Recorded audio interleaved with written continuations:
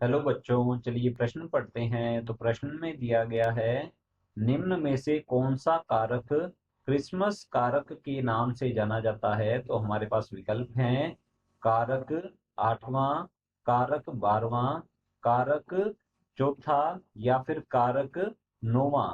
तो इस प्रश्न की मुख्य अवधारणा के बारे में हम जान लेते हैं। तो यहाँ लिखते हैं मुख्य अवधारणा।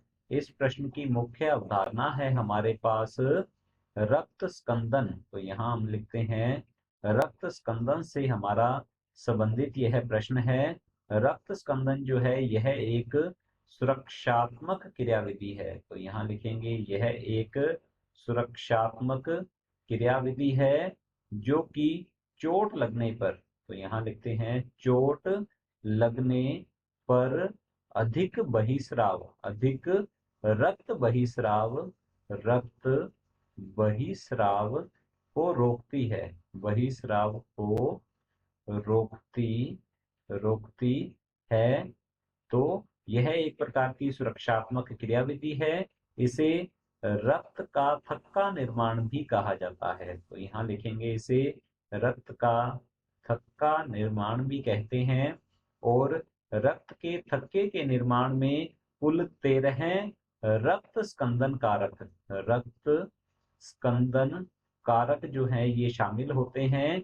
इनमें से जो नौवां कारक होता है, तो यहाँ लिखेंगे कारक कारक नौवां जो होता है इनमें से, इसे क्रिसमस कारक के नाम से भी जाना जाता है। तो लिखते हैं इसे क्रिसमस कारक कारक भी कहा जाता है, क्योंकि इस कारक की अनुपस्थिति में, तो यहाँ लिखते हैं इस कारक की अनुपस्थिति में रक्त का थक्का निर्माण, रक्त का थक्का निर्माण थक्का निर्माण नहीं होता, नहीं होता, जिसे कि कहा जाता है, इस स्थिति को कहा जाता है हीमोफीलिया बी। कहते हैं इसे हीमोफीलिया बी के नाम से जाना जाता है। और यह हीमोफीलिया बी जो है सर्वप्रथम स्टीफन, तो यहाँ लिखते हैं यह हीमोफीलिया बी जो है सर्वप्रथम स्टीफन क्रिसमस, तो लिखेंगे स्टीफन क्रिसमस नाम के बच्चे में सबसे पहले यह देखा गया था हीमोफीलिया बी। और इसी के नाम के आधार पर इस कारक नौवे को कहा गया है क्रिसमस कारक। तो क्रिसमस कारक जो है यह नौवां कारक होता है कुल 13 कारकों में से, जिसकी अनुपस्थिति में हीमोफीलिया बी हो जाता है। तो हमारा जो प्रश्न है, निम्न में से कौन सा कारक क्रिसमस कारक के नाम से जाना जाता है।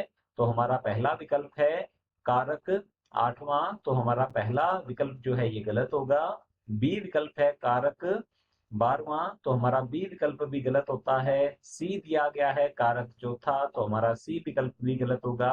और डी दिया गया है कारक नौवां, तो हमारा डी विकल्प जो है ये बिल्कुल सही उत्तर है। आशा करता हूं आपको समझ में आया होगा। धन्यवाद।